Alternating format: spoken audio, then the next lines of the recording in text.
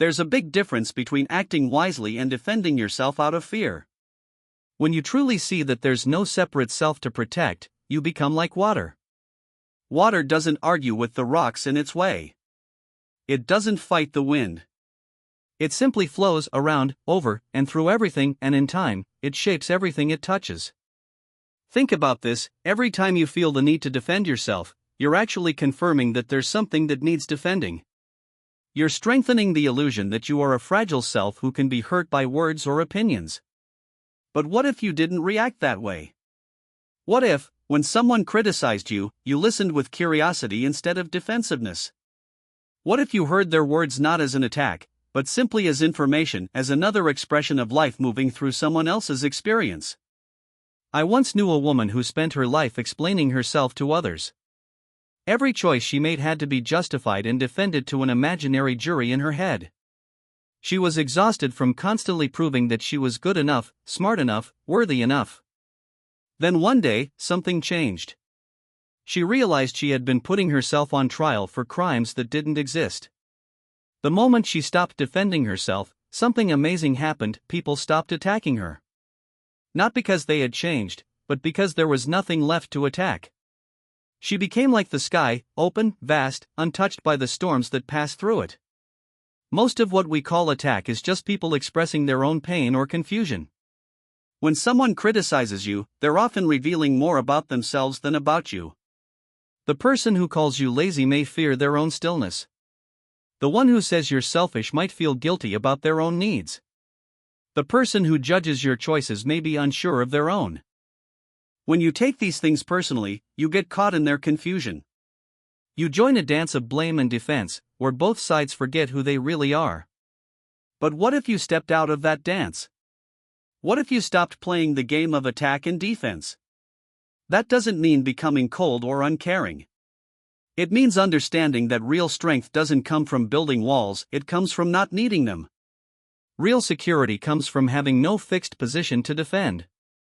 Here's a paradox: the more you try to protect your image or reputation, the weaker you feel.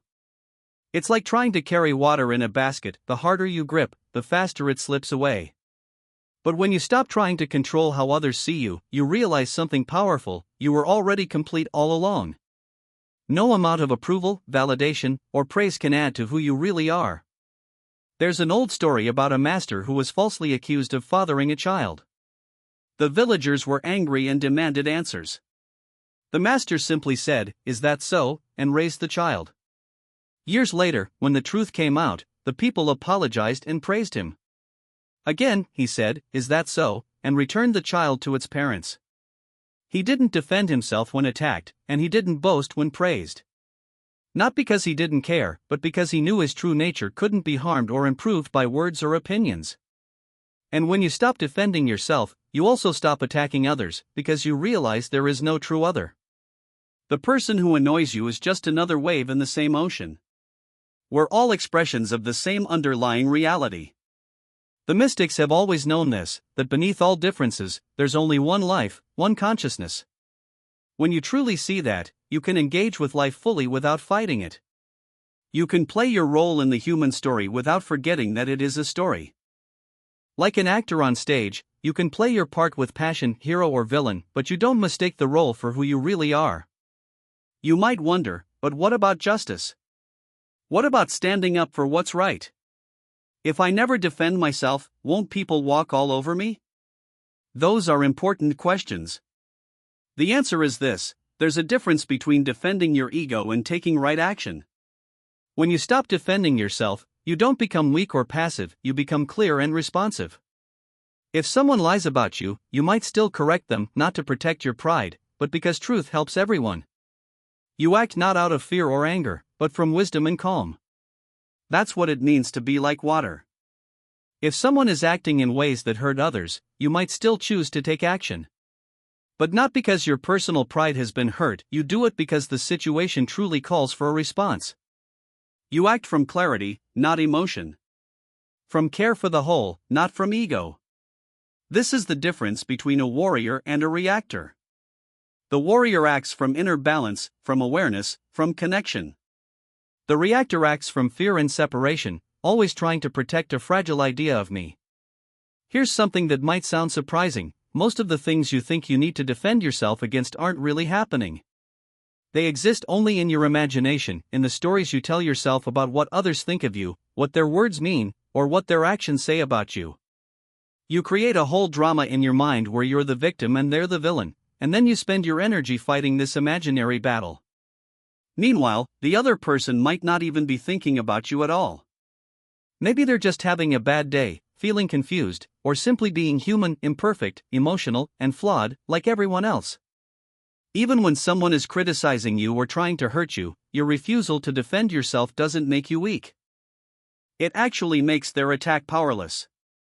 Think of it like this. If you throw a ball at a wall, it bounces back. But if you throw it into open space, it just keeps going and loses all its force. When you stop being the wall, when you become the open space, there's nothing for the attack to land on. That's not weakness. That's real strength. The strength of the sky that can't be harmed by the storms that pass through it. The strength of the ocean that remains vast and whole no matter how many waves rise and fall. And something beautiful happens: when you stop defending yourself, others stop attacking. When you refuse to play the game of argument and defense, you create space for real understanding and honest communication. I once saw two friends arguing about politics. One was attacking, the other was defending, and neither was truly listening. They were just waiting for their turn to speak again. But imagine if one of them had said, "I can see you see things differently. Can you tell me more about how you came to that view?" The entire tone would have changed. They would have stopped being opponents and started being two people trying to understand each other. That's what happens when you stop defending yourself. You create space for real dialogue, where both people can actually grow. But the deepest reason to stop defending yourself isn't about improving your relationships or winning peace. It's much deeper than that. Defense is based on a misunderstanding of what you are. You are not something that can be damaged or threatened. You are not an object. You are the awareness that notices all experiences, thoughts, feelings, sensations, without being harmed by any of them. When someone criticizes you, they are reacting to their idea of you, a picture in their mind. But that image isn't you.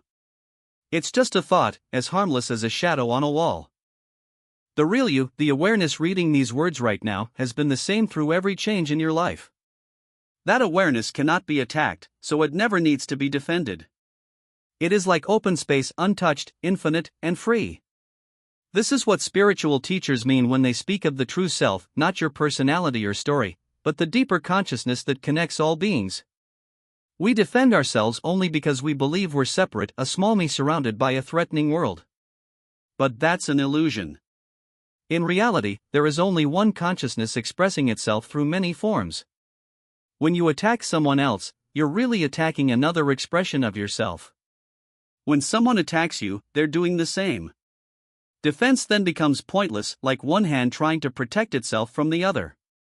Like one wave trying to fight another wave, forgetting they're both made of the same water. When you deeply see that truth, that there is no other, only life playing different roles, defense naturally disappears. You realize there's nothing to protect and no one to fight. Here's the great paradox. To be truly invulnerable, have nothing to protect. To be truly strong, offer no resistance. To be truly free, defend nothing. Living this way doesn't make you weak, it makes you powerful in a quiet, unshakable way. You become like water, soft yet capable of wearing down stone. Like space, open and untouchable no matter what passes through it. When you move through life without needing to defend, justify, or explain yourself, people feel it. They sense a calmness in you, a peace that doesn't depend on being right or being liked. You become a safe place for others, a reminder that it's possible to live without armor. This is the real gift you give the world. You show that peace doesn't come from winning arguments or being understood, but from letting go of the need to defend who you think you are. And in the end, this is what we all want: to be accepted, seen, and loved, not for our masks or achievements, but for our true selves underneath. When you stop defending yourself, you finally give yourself that love. You stop needing others to validate you. You stop basing your peace on approval. You realize you are already whole, already enough, already free, not because of what you do, but because of what you are. From this wholeness, you can live fully. You can speak your truth without fear, act on your values without needing approval, and simply be yourself without apology. That's real freedom, not the freedom to do whatever you want, but the freedom to exist as you are, without defense, without fear, without pretending. So next time someone criticizes you and you feel that urge to explain or fight back, pause. Remember, you are not what they think of you. You are not even what you think of you. You're the awareness in which all of this comes and goes, the sky untouched by the passing weather. Rest as that sky. Let the storms move through you. Stay open, vast, and free.